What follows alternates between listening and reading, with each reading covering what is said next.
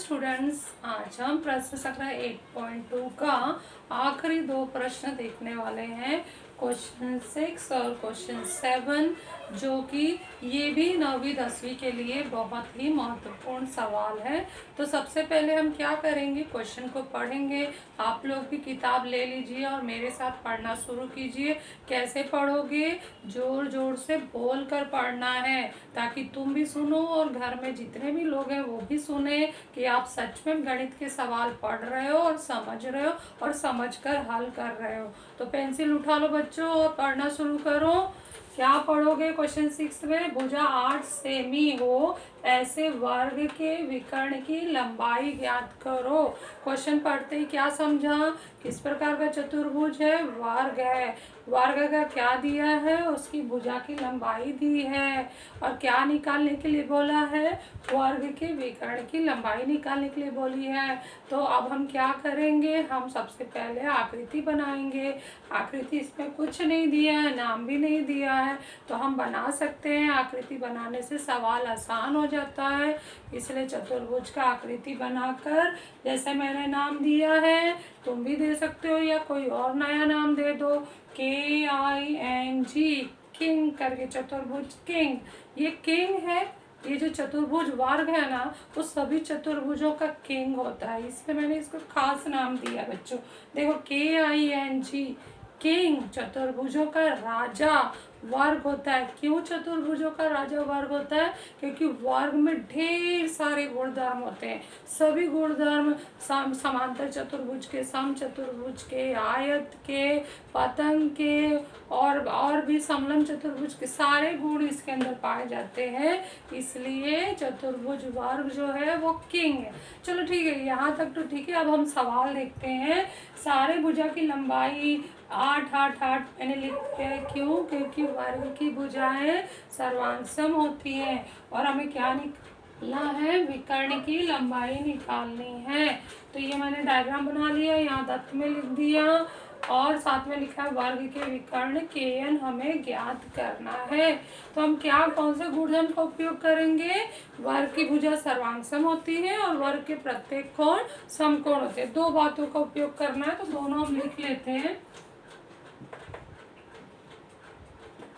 वर्ग की भुजाएं सर्वांग होती हैं। एक हो गया। दूसरा बात भी लिख लो, वर्ग के प्रत्येक कोण समकोण होते हैं। जो भी गुणधर्म पढ़े और जो उपयोगी है यहाँ पर, उसको पहले लिख लेना है, क्योंकि लिखने पर आधा नंबर मिलता है। वर्ग के परिभाषा से या गुणधर्म से, ये हो गया। अब यहाँ पर देखो, विकर्ण खींचने से वर्ग दो त्रिभुजों में बट गया है। प्रत्येक त्रिभुज क्या हो गया? हमारा समकोण त्रिभुज है। ये भी 90 है, ये भी 90 ले लो, तो ये भी समकोण त्रिभुज है। तो कोई भी समकोण त्रिभुज में हम जाते हैं और हल करते हैं। तो मैं KGN लेती हूँ, तो हम यहाँ पे लिखेंगे तीसरा नंबर, त्रिभुज KGN में माप कोण KGN बराबर 90 अंश। इसका कारण लिखो 2 से, क्योंकि प्रत्येक कोण 90 अंश होता है, इसलिए अब ये त्रिभुज समकोण त्रिभुज हो गया, तो इसमें पाइथागोरस लग सकता है। तो ये हो गया कर्ण, ये पहली भुजा, ये दूसरी भुजा। तो KN का वर्ग बराबर KG का वर्ग धन GN का वर्ग, कारण होगा पाइथागोरस प्रमेय से।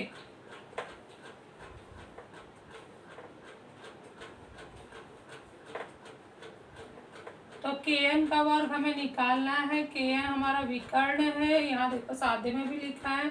KG 8 का वर्ग, GN 8 का वर्ग, कारण लिखेंगे हम वर्ग की भुजाएं 1 से और दत्त से।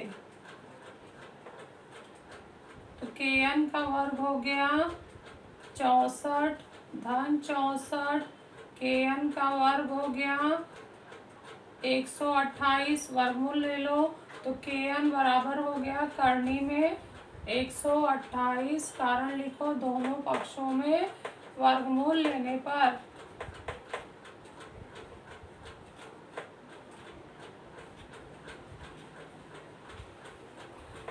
उत्तर हमारा आ चुका है।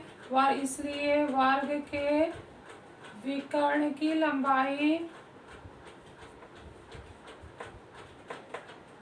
बराबर करनी में 128 सेंटीमीटर।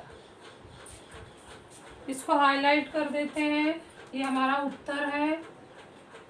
लेकिन अगर बड़ी क्लास 9वीं 10वीं में ये सवाल आए तो तुम्हें इतना करने की ज़रूरत नहीं है। इसका शॉर्टकट है, अगर मैं इसमें एक स्टेप आगे बढ़ जाऊं तो यहाँ पर क्या आएगा, kn बराबर करनी में 64 गुणे 2, 2 चौक 8, 2 छक 12, 128 होता है। तो इसका गुणनखंड मैंने लिख दिया 64 गुणे 2। तो इसलिए kn क्या आ गया, kn बराबर हो गया 64 का वर्गमूल होता है 8 और 2 का वर्गमूल करनी 2, 8 करनी 2 सेंटीमीटर। तो ध्यान दिया यहाँ पर ये kn क्या है, वर्ग का विकर्ण, 8 क्या है, वर्ग की भुजा, और करनी 2 उसमें लगा दो तो सूत्र बन जाता है वर्ग का विकर्ण। ये सूत्र लिखने जा रही हूँ, इससे भी पहले भी वीडियो में मैंने एक सूत्र परिमिति का दिया था। इस वीडियो में ये सूत्र बहुत ही इम्पोर्टेंट है, इसको 9वीं 10वीं के लिए भी याद रखना, अपने सूत्र के नोटबुक में नोट कर लो।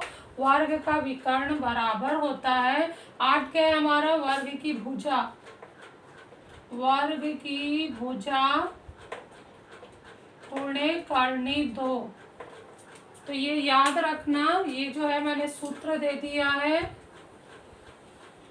तुम अपना उत्तर 8वीं का उत्तर यहाँ तक स्टॉप कर सकते हो, लेकिन यहाँ तक और यहाँ समझने के लिए कि हम आगे 8वीं 9वीं 10वीं में सूत्र का उपयोग करना हो तो हम कैसे करें। वर्ग का विकर्ण बराबर होता है भुजा करनी 2, वर्ग की भुजा करनी 2।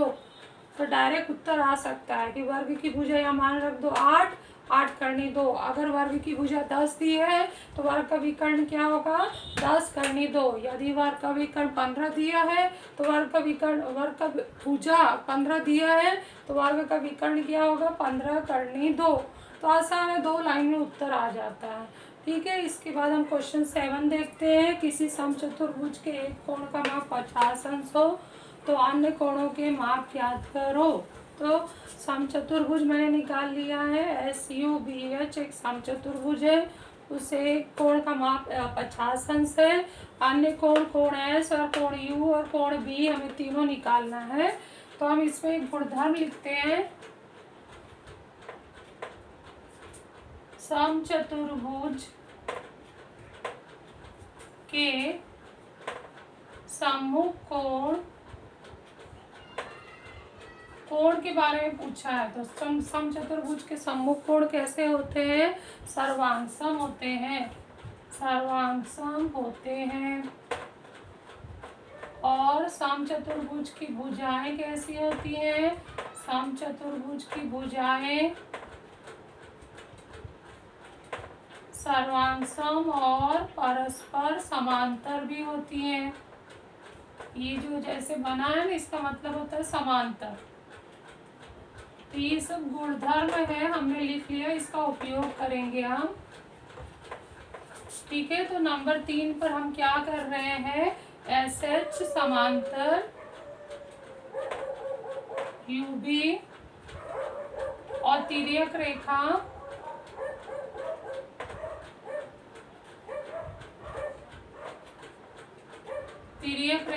HB लेने पर,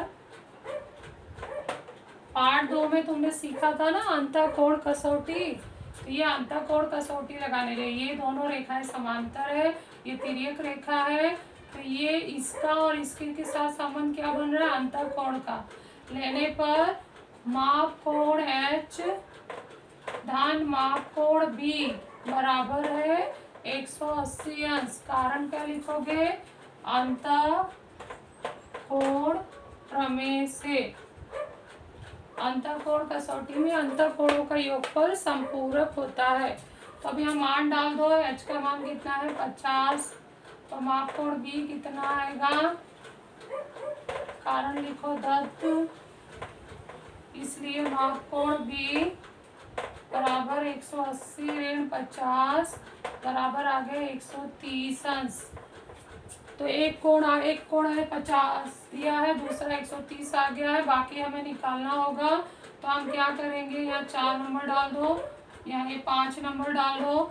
इसलिए माप कोण एस बराबर माप कोण बी बराबर बी के सामने जो है कोण एस है, और ये दोनों का मान सम्मुख कोण बराबर होते हैं, तो ये दोनों का मान कितना हो जाएगा 130 अंश। उसी तरह से माप कोण एच बराबर माप कोण, ये देखो ये दोनों भी सम्मुख कोण है, माप कोण यू बराबर 50 अंश। कारण होगा समचतुर्भुज के सम्मुख कोण।